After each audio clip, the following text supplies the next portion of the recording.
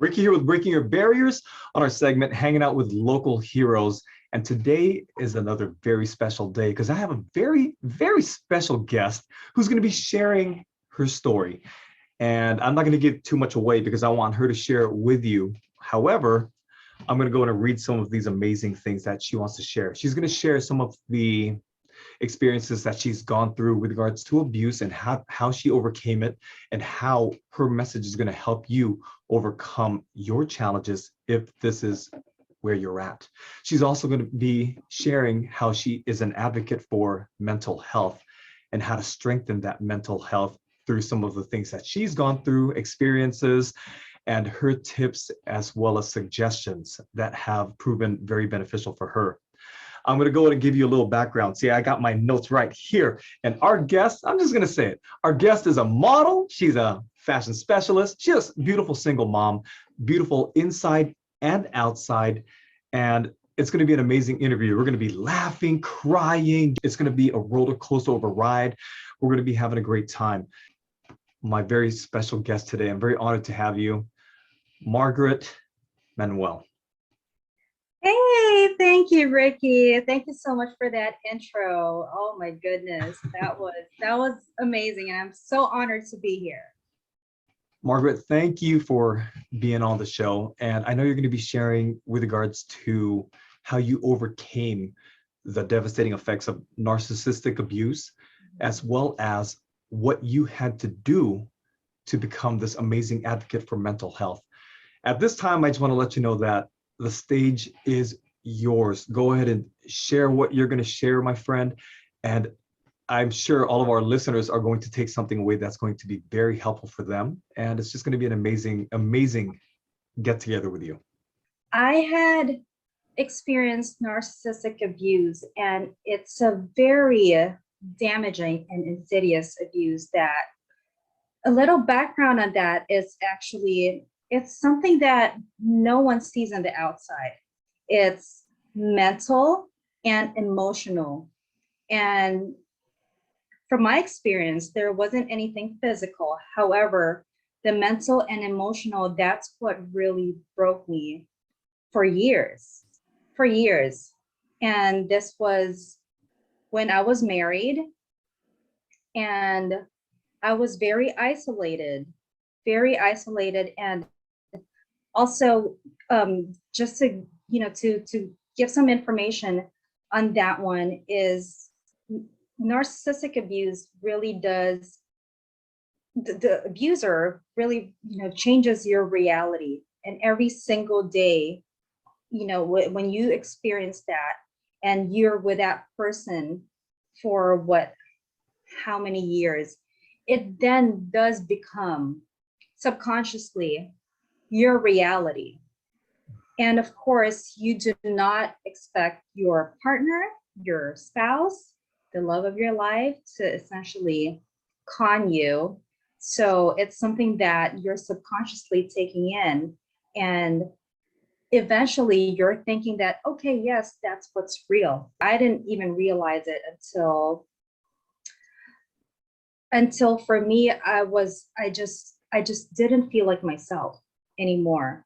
And I was with that person for half my life, actually, since I was a teenager. I want to say since around the age of 16.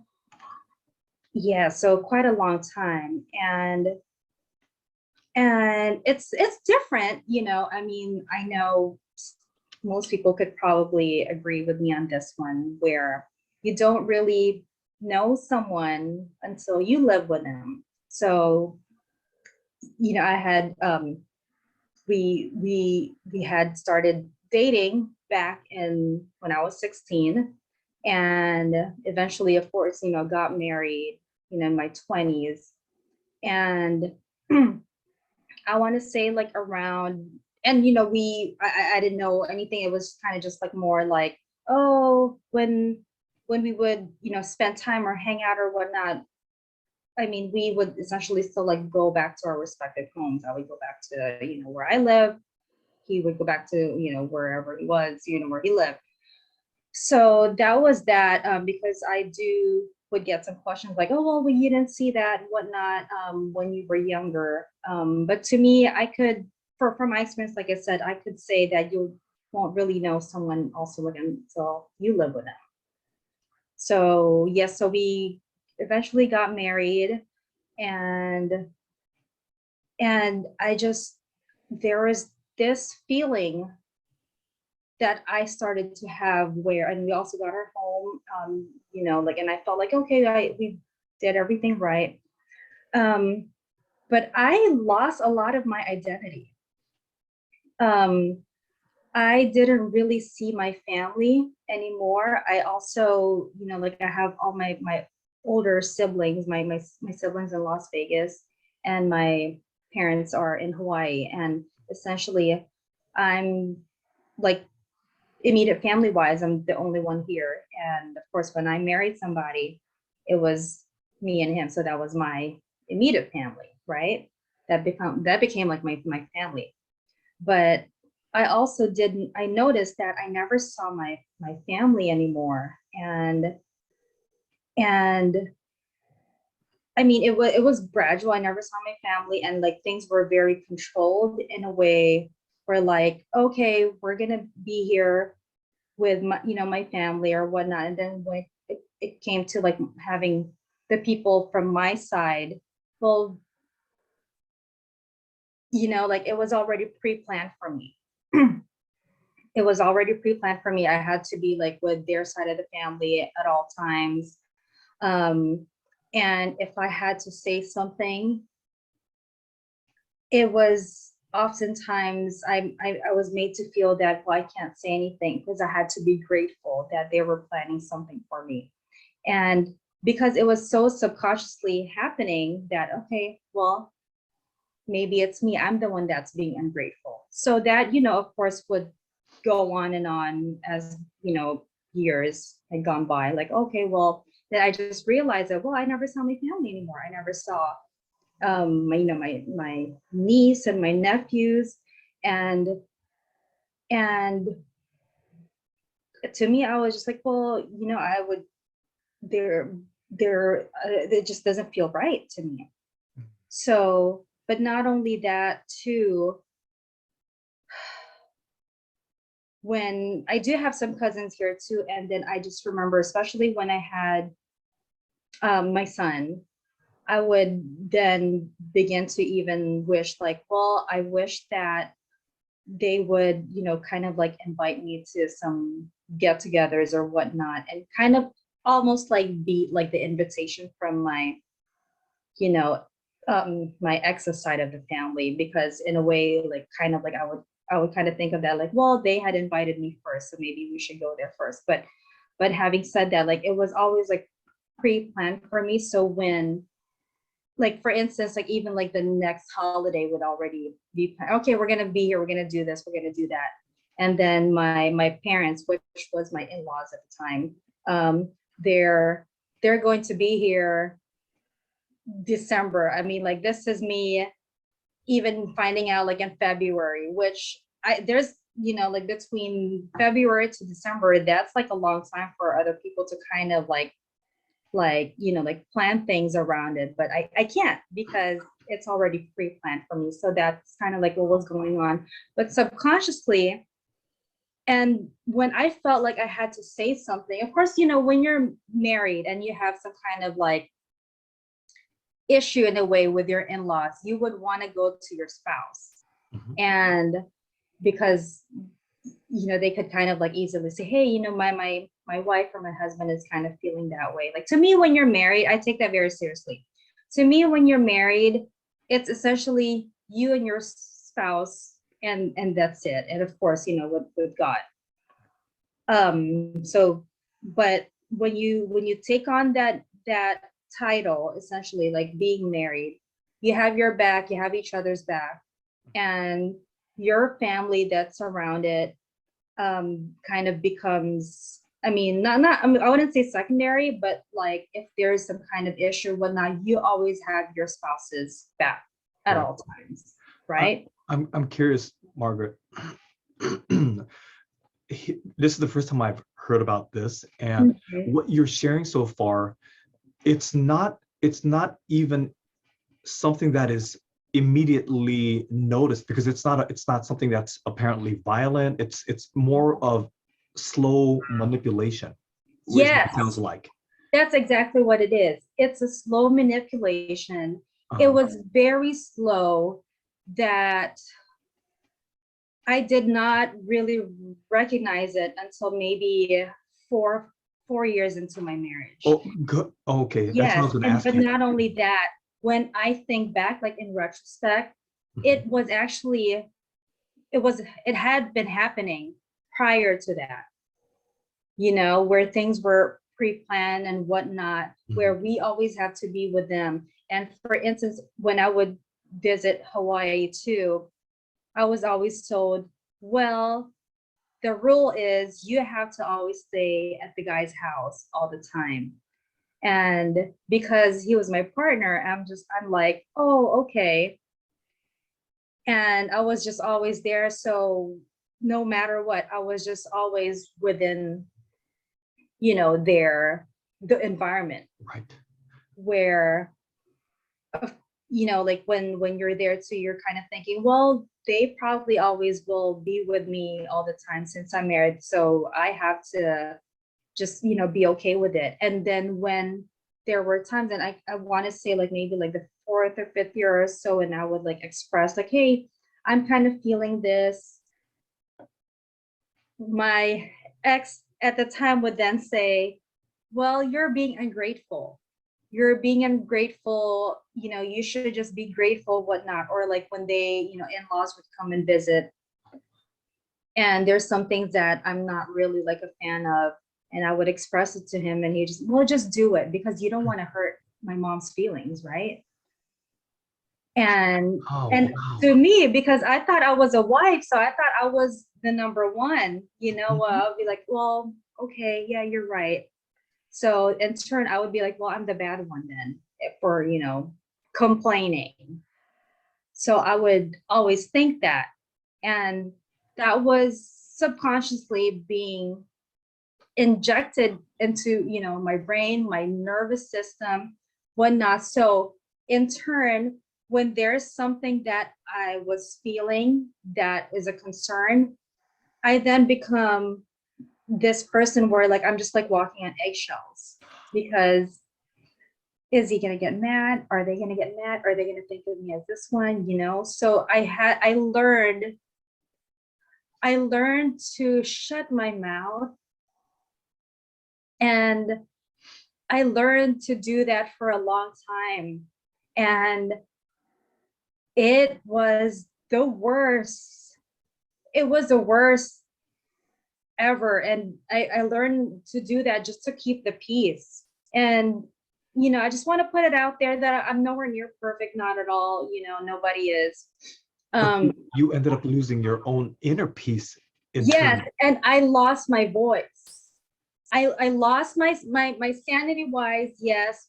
Inner peace, you're absolutely right. And I lost my voice because in turn, if I said something, I'm the bad one, regardless of what it is. I'm just the bad one. I'm ungrateful. Hey, I don't see my family anymore. No, you should be grateful, Dad. We're here. This is your family, right? We're married. You this is your family. After And then of course I'm like, oh yeah, you're right. Okay, I'm the wrong one. I'm sorry about that. when you finally realize this, after 4, 5 years, actually even many more years when you're still dating, what what did you feel inside? What did it make you feel? Why did you start to realize that you were being manipulated? And when did you finally choose to voice your opinion and voice out? Yes, thank you. So when I had my son, that's when I thought to myself, you know what? Something's got to change. Something has to change. This is not right. And I would still, voice it out. But I also have to say this, narcissism, no one was born to, and this is me, of course, I'm nowhere near an expert. I'm speaking from my experience. And this is me, like doing, essentially educating myself in the past 5 years, half a decade, essentially, as old as my son. My son was 9 months old when I decided to walk away from this white picket fence home that we had, that I had also owned. And you know, I had my son, and I just felt like, I just felt it to my very core that no, there's something that needs to change. There's something, I can't pretend anymore. There's so much pretending. And we had slept, I remember we had slept in two different rooms for a very long time. And to me, that's not cool. No. To me, that's roommates. But when the other person is clearly very okay with it, because when, you know, when comes like get-togethers or whatnot, when family come over and when we go to family, we look okay on the outside. And that killed me, that ate me alive. And one, not having to really voice out my opinion, my feelings, my thoughts, that really just like killed me inside. And when I had to say something, and your spouse is telling you, you can't, you know, you can, you're just being rude, you're being this and that. And subconsciously you're thinking, yeah, it is me. The problem is with me. Anything that I say is just not good. It's not something that is up to your standards. So I'd rather just not say anything. So I'm already in that like state where I'm so scared. I'm so scared to say something. And then I come home. Well, you lied to him.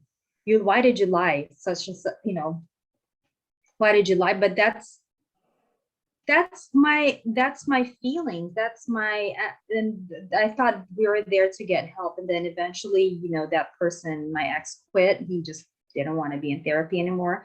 And I noticed this when the moment that the therapist started kind of like saying, well, it seems like you perceive things, essentially when he started to kind of get called out on things, that's when he quit. And narcissists, having, you know, educated myself, and of course there's a lot more for me to learn about. I think to me, just in general, it's an ongoing learning experience. They hate the fact when they're being called out. Even if it's the slightest thing, like they think they're being attacked, and then therefore they just go into like this withdrawal, or they act like a victim. Is it safe to say that most of these folks who are narcissists, similar to your ex, possibly have, because what it sounds like to me, possibly have self-esteem issues, and they don't ever like to be wrong. They always like to be right. They like to always have control of the situation. And if it doesn't go their way, the person that's opposing them is always wrong. Yes, that's exactly what it is. And then they were groomed to be that way. And unfortunately, it was through his mother that he was groomed, you know, he was groomed to be a narcissist. Like, you know, essentially growing up, he was, from what he had told me, it was more like, yeah, you know, my mom never really showed affection. My mom never said, I love you. My mom this and that. But on the outside, I have to like kind of look like this, you know, when she's around, or I have to always have straight A's all the time. Or when I broke something, I was always so scared that because she would just be like, oh, you're so clumsy.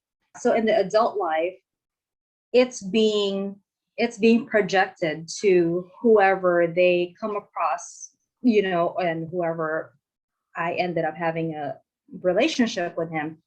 So it ended up being me. And then, of course, if you're not healed from that, and he's probably not even aware, and a lot of the narcissists too, they don't see anything wrong with what they're doing. And that's the number one thing. And, you know, like what we say all, you know, what we've been saying is nobody's perfect. And to me, therapy is so important. And, you know, we go to the doctor for, you know, if we're sick, whatnot, we need medication, whatnot, we want to get checked, we go to the doctor. But why not go to a therapist also, where, you know, someone can help you mentally and emotionally, and even like help you process things? Because life can throw a lot of things at you that, just like if you happen to like fall, you need to go to the doctor for whatever it may be, but Mhm. it should be that way for mental and emotional, like in order to take care of ourselves. Cultures, I think that they may look at that as taboo, like, oh, if someone's going to therapy, they're crazy. Thank you. It's interesting you said that, because I was about to say the same thing. You and I were on the same wavelength with regards to our Asian culture. People think when you choose, and mind you, when you choose to go to therapy, for some reason in some Asian cultures, I'm not sure if it's all, Yes, and I'm not saying yeah, that, they think that, ooh, you're crazy. Ooh, there's something wrong with you. No, right, I am letting you know that I need the help. Similar to if I need to lose weight, I'm going to go through that kind of therapy as well. Does that mean I'm crazy? No, I'm admitting and being responsible that I need help. right, right. You're absolutely right. And that to me is an issue Mhm. when, someone thinks it's taboo or it's crazy or whatnot. And I mean, prior to us going to therapy together, I was seeking therapy too for myself. Mhm. And I remember my previous mother-in-law essentially also to, and then turned, my ex-husband had said too, well, I must be in therapy because I'm crazy. Wow. Like there's something really wrong with her. That's why she's in therapy. If you need to see a therapist, seek therapy, seek counseling, or a support group, do it. There's no shame. There is no taboo. There is no nobody. And that's such a shame to even, like bring up, or that some people do think that, because not a lot of people realize that, but if you're really stressed, it could cause, a heart attack or even Everything. a stroke. Yeah. And, we can't just keep taking medication or whatnot. Mental health, and especially if nobody sees it, it's there when you wake up. It's there when you're taking a shower. It's there when you're cooking. It's there all the time. It's there all day, every single day, every minute of the day. And if you don't take care of it, you will deteriorate more than you can imagine. And I say this because it did that to me. Yes. It did that to me, and to a point where I'm just like, I don't know what, you don't know what else. You're kind of just like going through the motions That's right. every single day. And because you're also constantly being abused, and subconsciously like thinking, oh, this is my normal. This has become your normal. You're kind of just going through the motion, and you're not you. I lost a lot of myself. I didn't really know who I was. And truth be told, I even thought, you know what? I'm fine even like living up to 50. And that's the Oh, worst. I thought that at some point, and it's not fine. it's not. 50 is not even old. After listening to your story so far, even your ex was traumatized. He projected it onto you. So it became a Yes, chain reaction. yes, And yes. I, So yes, you're absolutely right. It did become a chain reaction, which was very sad, because essentially you're walking around as a toxic person. right. And how can you function, and even let alone maybe start a new relationship or whatnot, when ultimately you have to, really heal from within. And that needs to be addressed. One, you have to admit there's something wrong. Like, it's not bad to say, hey, I'm Margaret, I need help, please help me Yes. out. There's absolutely nothing wrong with that. And because that's the issue here with the narcissist, they don't see anything wrong with what they're doing. Not only that, he, when I remember when I would address it, hey, your mom, you know, kind of is the big issue here too. In turn, I would get a response saying like, don't, you're being disrespectful, you have to respect my mom, this and that. And in retrospect, because he was groomed to be that way, as growing up, he was criticized when he's doing wrong, criticized big time. And that, you can't do this, you have to be super perfect. And then when his mom would talk about him in front of others, he would be talked about in this manner. Oh, my son, he's very good, he's so perfect, he's this and that. But really, behind closed doors too, he's also criticized and ridiculed. So He had to live the facade. yeah, so he had to live the facade. So, and then turn, when I got married to him, he was okay living that facade. He was okay because that was his normal. That then in turn kind of became, what he attempted. Well, of course, he was essentially kind of successful at some point until I was able to. I mean, I didn't see it right then and there, but when the moment when my son was born, the moment that I just said, we need help, when he didn't want to get help, basically when he kind of going back to what I was saying earlier, Yeah. he started, the therapist started calling him out on the things that he needs to work on, and he was just in denial.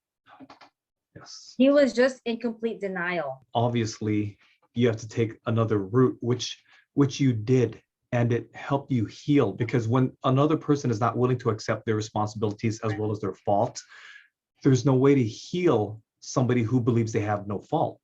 Now, Absolutely. in your case, Margaret, I need to ask, because this is what I'm sure this is what our amazing audience is probably wondering. After having gone through this, after having been away for X number of years from your ex, and finally reclaiming that balance in your life, because you've had that imbalance for so long, which you didn't even know who you were anymore. Today, you're balanced. Today, you're this amazing advocate. Today, you're this amazing and empowered, as well as empowering woman. What can you tell people going through the same thing right now? First and foremost, trust your instincts. And I know men go through this as well. And if there's something not sitting right with you, it's more than likely not right. And the moment that, and don't, let me be an example, please do not, and I know it's easier said than done. And I'll be honest, I mean, to this day, it's not, just like in general, it's not always perfect, it's still the to me, like the healing, that to me, that's still ongoing, no matter what. But recognize, know who you are, and also a lot of prayers, definitely. God is good. Yes, God is good all the time. yes. And a lot of prayers, and just knowing yourself. Like, don't, try your best not to lose yourself. And the moment that you slip away from you, because you're so unique, you're such a unique individual, you're special, you're beautiful, you're kind, you're all of this. Once you lose touch of that, that's kind of like the main sign. That's, I would say, that would be the main red flag, that you must be in a very abusive relationship, and a very manipulative, very controlling relationship. Because even though, to me, even though you're married, you are still you. Yes. You are still you. You're still your individual self. You are still, you're special person. You may be, a mom, you're this and that, you have this, you're a wife, you're a husband, but you're all, you're a child of God. You're a child of God, that you're an individual person that's created in your unique way. and you have your own special talents and gifts, that when you lose all of that, and when you lose yourself and you lose your individuality, that's when you know there's something that's not right. That's right. And I will say this, that even though you do kind of feel like you're too deep into it, Mhm. I want you to know that there is a light at the end of the tunnel. It's never too late. It's never too late. And I'm going to say again, it's easier said than done, and I understand that. But you have to do it for yourself. You have to do it for yourself. Don't do it for anyone else. That's right. Don't care about what other people will say or think, that, hey, when you do this, you're going to ruin your family, whatnot, because I have heard it all. I have heard it all. I have even heard, I will never forget this, because it was said to me August of 2017 when I was leaving that marital home. You will never find someone like me. Well, that's the point. Margaret, I love how we can I love how we can laugh I about think it. that's the point. And your response was, thank you. Yes, thank you. I mean, admittedly, I didn't say it at that time, but because I was just like packing up my, I'm gonna go, but like, like when I think back, I'm like, well, that is the point. But just going back to someone that's not seeing that there's something wrong with what they're doing. I mean, like I said, nobody's perfect. We all have flaws. But if you really set yourself up to this high pedestal where you're just unreachable, and your partner is that, and they just, that's very abusive. I have to say that that's very abusive, and that's wrong. Abuse is abuse no matter what. Physical or mental. Absolutely, physical or mental. Mhm. And it's wrong, and it is domestic abuse. That's right. It really is. I've got, oh wow, I've got to ask you something, Margaret, because it's something that I believe you are definitely credible to speak about this. And when you were sharing earlier about not knowing some of the terms as well as the background behind narcissistic abuse, I'm sorry, I must tell you, you are a pro when it comes to this. You lived it, you've gone through it, you've survived it, you're now helping people get over it. And the question I have for you is this: what did it take, and rather, what did you need to do to find out who you were again, and most importantly, to love yourself again? Because you were giving all of yourself to this person. You no longer loved yourself. You became a puppet. Yes. When did you finally recover and start to love Margaret Manuel? Yes. So I have to say too, I kind of just want to like add a little bit more. When I walked away, and because I do get this question quite often, when did you know it was time? And to me, I knew for a fact that I, exerted all my efforts, everything. I'm not just going to walk away just to walk away. But I knew it was time to go when I had nothing more to give.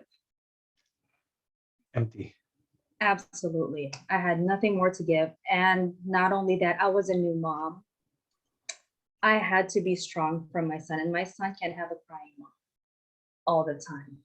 Not to say that, I don't cry these days or whatnot. If I have to, I take that moment. But what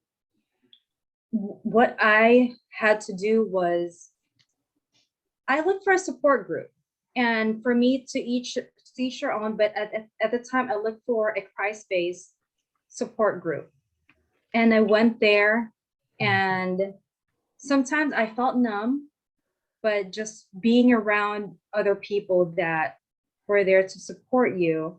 And I surrounded myself with, well, number one is, through a lot of prayers also, and being with family and friends that are supportive, and also just knowing who you are eventually I started to be me again. And I saw it, and I saw it actually through them, through the people that I surrounded myself with, when they would say kind of like, oh, Margaret, I didn't know you were, you were this loud, you laughed a lot and things like that.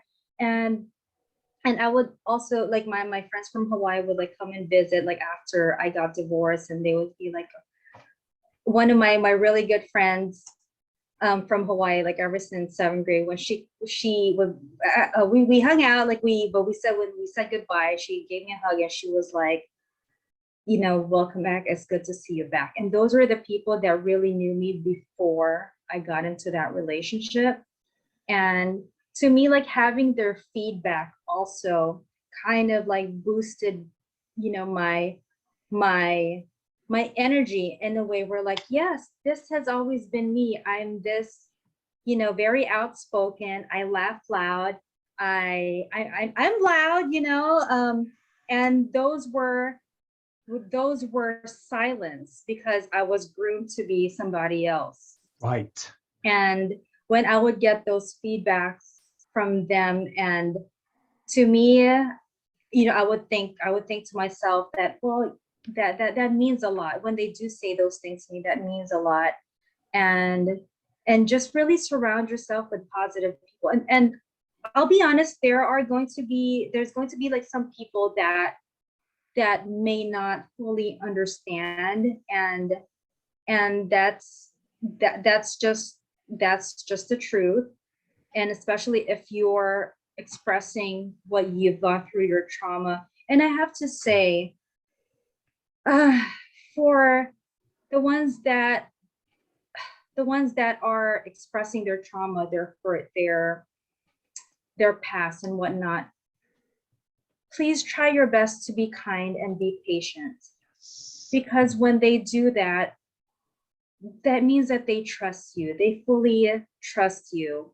No and judgment. For us, right? No judgment, and no. Try your best not to be like, why didn't you see this? Why didn't you see that? Right. Because really, when people get asked that, when they ask like victims that, it's kind of like they kind of in turn would feel like, well, maybe I shouldn't be sharing because it kind of makes me feel so small because I should have done this, but I didn't.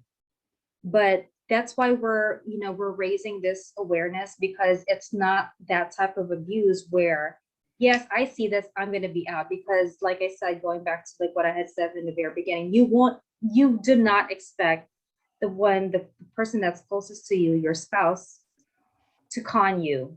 So it's not something that, you can be like, oh, he's doing this to me, he's abusing me right off the bat. It's not, because you're married, you have this relationship, you're very close. It's not obvious. Yes, absolutely. So I will say, no, don't judge, have that, be open, listen to that person, because sharing it is also traumatic on its own. Yes. And having others not really believe you or question you, or like question like the things that you could have done.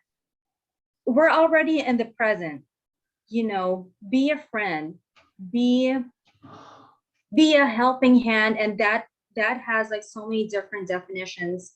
Be a helping hand, meaning like you can just hug, you can listen, you can just be present, just be that listening ear. And that means so much to the survivors, the victims.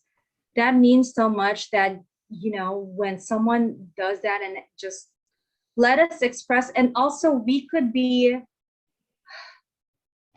of like keep going on and on. And that just means that because our reality has been so altered for a long time, that it is also kind of become like part of validation that we were subconsciously doing. And that's why we tend to kind of, when we find that person, we were kind of like talking a lot and like really explaining what's going on, because we were very like silence for many years, and when we express our feelings, we're like a shut down, or we're made to feel like you can't say anything. When you find that amazing support group, and if you do get into that moment where all of you guys are chatting it up, just really chatting it up, I want the folks who may not understand this deeply to understand that it took years to manipulate a person to get into that enslaved mindset.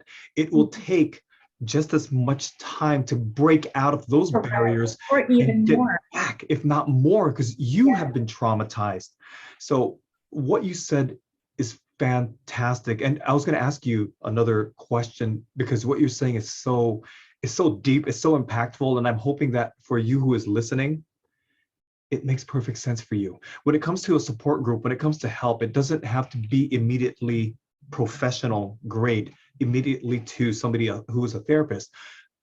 When it comes to healing yourself, if you catch it at an early stage, reach out to a friend, reach out to what Margaret just said, reach out to a support group. When you have that support, you will have somebody that's got your back as well as you've got their back, and you begin to love one another, you begin to love yourself. Anything that you would give to people more so that they can heal at a faster rate, just based on your own experience? I will say, be honest. Don't be embarrassed with what you're feeling. Every day is going to be different, and that's okay. And even though you feel like, oh, it's been X amount of years, and then it suddenly hits you, like, let's say 4 years later, it's okay. That's okay. I would say, like, really surround yourself with the right people, and just brush off the ones that are not really helping you mentally and emotionally. And that's fine. Not everyone's going to get it, but do what makes you happy. If it's like for me, even like just going to the movies by myself at the time, I would just go. I would just look it up, and I would just go, and that healed me. I like being in the movie theaters. Or just even like getting a cup of coffee, for instance, or boba, or whatever it is, or having whatever it is, or reading a book. Not having to answer to anybody. Yes. But to me, being very honest with what you're feeling. And if you have to take a break and cry for 5 minutes, and I learned this the hard way. I really did learn this the hard way. If you have to cry it out. It's okay. It's okay. And they'd be like, yeah, go to the gym, do this. No, if you can't go to the gym, stay home. If you need to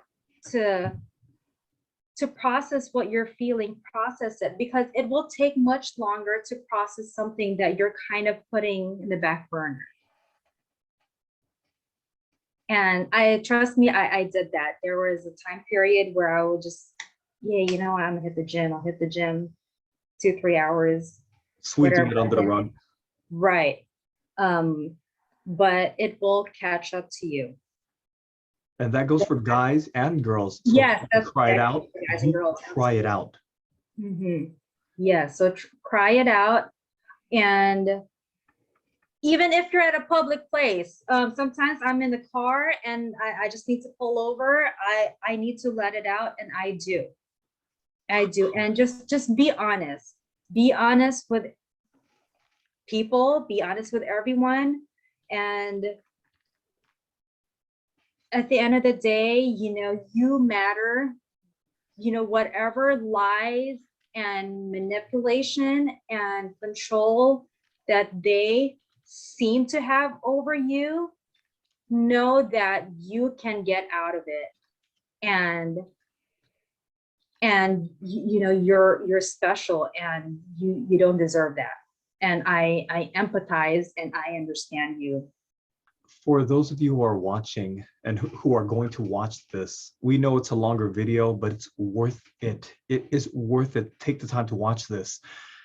Margaret, is it okay if I share our contact information with folks who would like to reach out to us if they need an ear to listen Yes, to their, as well as a shoulder to yes, possibly please cry? do. Please do. I will definitely share. So you heard that from me and you've heard that from Margaret. If you need somebody to listen to you, if you'd like to share your story, reach out to either one of us. We are not here to judge anybody. We're going to listen to you. We believe what you have to say, and it took a lot of courage for you to even open up. Remember, every word you say matters. Your Yes, opinion matters. Your feelings matter. yes. And Is you there, matter. and Yeah, you matter. you matter. And I want you to remember something before we end today's amazing get together with this extremely empowering, inspirational, and motivational friend of mine. Margaret, do you have any closing words for those who are listening? Any words of hope, affirmation, inspiration, whatever it is you say is inspirational anyway. Oh, thank you, Ricky. Yes, remember you have a voice. Do not let anyone dim that light. Do not let anyone silence you. And use that voice for the good. And you being silent, even I'm speaking even not of, the victim or a survivor. If you know someone is going through this, please do not be silent. Do not be silent, because silence does not help. And we all have a voice, and use that voice for the good.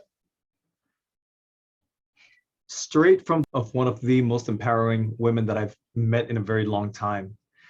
And with that, I just want to let everybody know, number one, love yourself.